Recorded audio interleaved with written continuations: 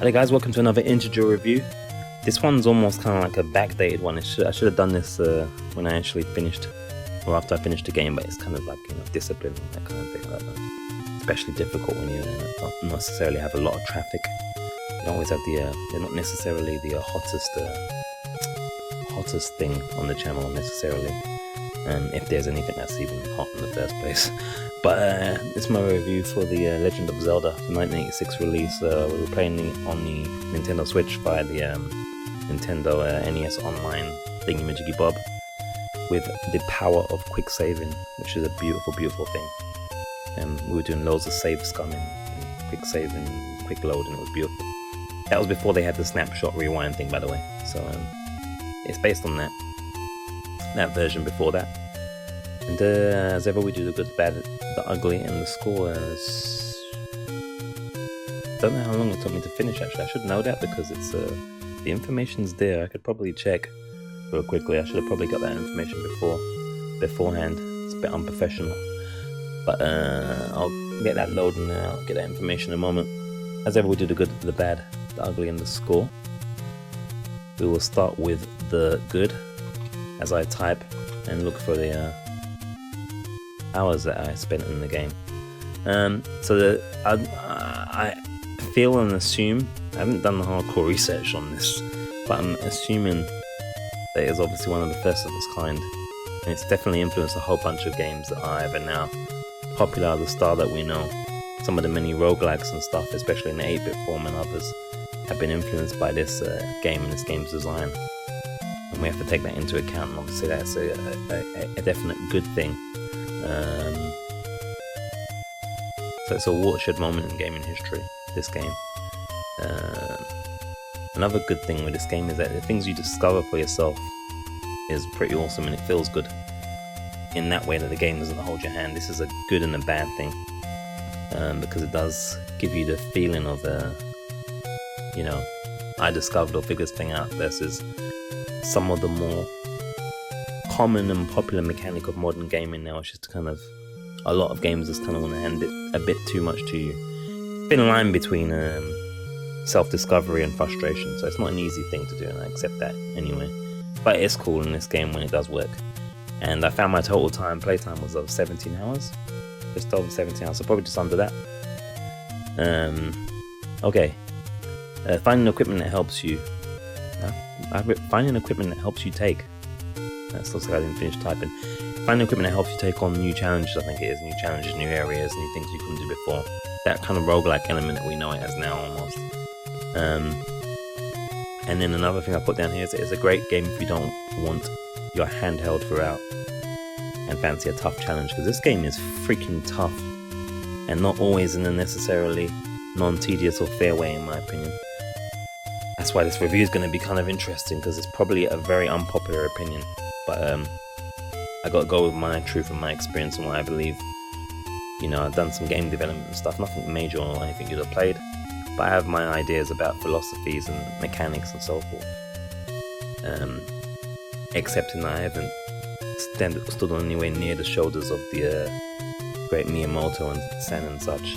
But nonetheless, you know, opinion is opinion, and we all have our strong opinions on what works and what doesn't, and some things are subjective and what have you. But anyway, continue on the bad. So the last dungeon requires a large amount of patience and perhaps an excellent memory mapping and or a walkthrough is what I put down here. You can say that about lots of parts of the game. I don't know, that might be a great thing for you. I think it's pretty crazy in the time that you had to go through that. You'd have spent so much time going through it. That might be a good thing for some people. That for me, I seem to have put it down at the time. I've also got down here that some equipment upgrades are underwhelming or very specific for a very specific or one enemy or a few enemies only. So I don't know. I feel like you're massively underpowered in the game. It seems to be unalluded from there. NPC clues are often too cryptic and rarely even plain. Yeah. Again, it sometimes takes the whole figure things out for yourself, discovery thing for yourself over the top, in my opinion, sometimes. RNG makes a difference in this game, especially when you're trying to keep your health full so you can special attack. I guess that says it all. And then I have down here, secrets mechanic for the most part is pretty tedious, and that is true. there's parts in this game where you have to kind of find a specific tree and burn it, or a specific rock and push it, and the game has hundreds, not thousands of rocks and trees. Again, that's pretty tedious in my opinion. If you use the map that the game comes with, it helps a lot, but you know, when it doesn't want to help you, boy oh boy, I don't know. And then I've got here, finally, for the bad, going from dungeon entrance to fairy and potentially grinding for bombs gets pretty tedious as well. Yeah, that's true, because bear in mind, I was playing this game with save scuzzing and scuzz loading, and I did play it at times to a reasonable, natural, normal gameplay of the time way. But I have to take into account that people didn't have that, right? So imagine if you didn't have that, how tedious it would be potentially. There's a reason why I played the game and never really touched or finished it when I was a kid. And it's because it was just so cryptic and crazy in that way. And yeah, going back for the health is long.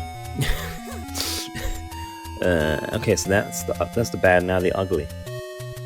So the ugly I've got down here. Main quest progression is locked multiple times behind random secret areas of the overworld that would require an exorbitant amount of time, luck, and a walkthrough. That, I think, is a fact.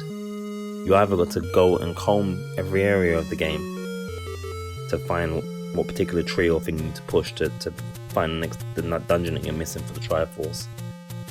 You just, to get lucky, maybe, and you just push the right things all in one go, and you might as well therefore start playing the lottery, or you use a walkthrough. That's pretty much your only options. Other ugly thing I've got down here is that this game is easily frustrating, even with quick save loading in the Switch version. Imagine them playing it without those things back in the day. Man, oh man, oh man.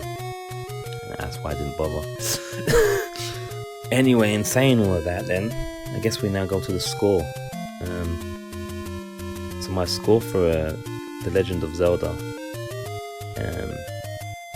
even taking 1986, even taking into account its influence and how special it is mechanically and design-wise and everything else, actually playing it, you know, from an actual playing point of view, my score for this game is a 5 out of 10. It's to me, mechanically, taking all those things into account, taking the romanticism aside and the influence aspect aside and the legend of the developers and developer around it and all that aside, it's a pretty tedious and frustrating game to play. I mean, I'm just gonna say it. It really is. Everything else doesn't matter. And I know everyone loves, everyone loves Nintendo and Miyamoto-san, and it's groundbreaking and a major important influence in the industry and all that kind of stuff. And obviously, if you were smart enough or patient enough or lucky enough, you'll have a very different perspective. Maybe if you've got like a higher IQ or higher patience level, or your this gaming prowess is next level, then you'll think I'm crazy. But to me, overall, number one no for me in gaming is tediousness. It's a number one thing. It's a word I use a lot. Tedium is never a good thing. There's always a thin line between those things. The game's strengths leads very easily into its weakness of tedium, and this game has a lot of it, and therefore that's why it's an average game in my opinion. That's me being a little bit more kinder. It could probably be a 4, a little bit below average in that way, just because it's so tedious. But because of the influence in that and giving it respect in that, and letting those things influence a bit, it has to be probably 5 or 6 to be fair, right? So I've gone with 5. The game is average mechanically. If we're talking about history and influence and everything else, then it's easily a 9 or 10 out of 10 game. If we're talking actually sitting there and playing the game the way it's meant to be played, very, very, very tedious game. Unless you kind of like 12 years old and got that patience and the time maybe, and it's the only game you got to play, and it prevents you from having to sit there and watch boring Sunday TV back in the 80s or 90s. Otherwise though, hell no. So guys, that was my review for Legend of Zelda. Let me know how angry you are that I would dare suggest that this game could be anything less than 9.5 out of 10. What do you think?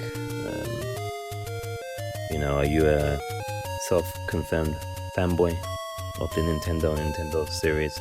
I consider myself a fanboy of gaming, and I don't have any allegiances to any. None of them pay me any money or anything.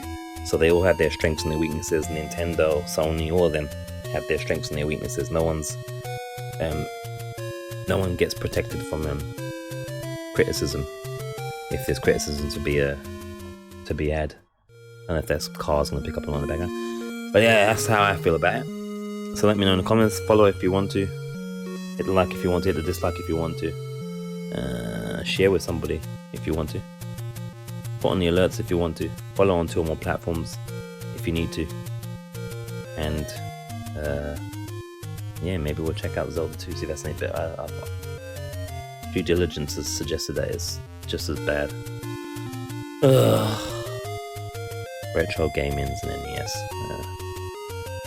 Wonder why I spent most of my games finishing them only on the Mega Drive. I really struggled with the NES. Apart from DuckTales. DuckTales was a good time.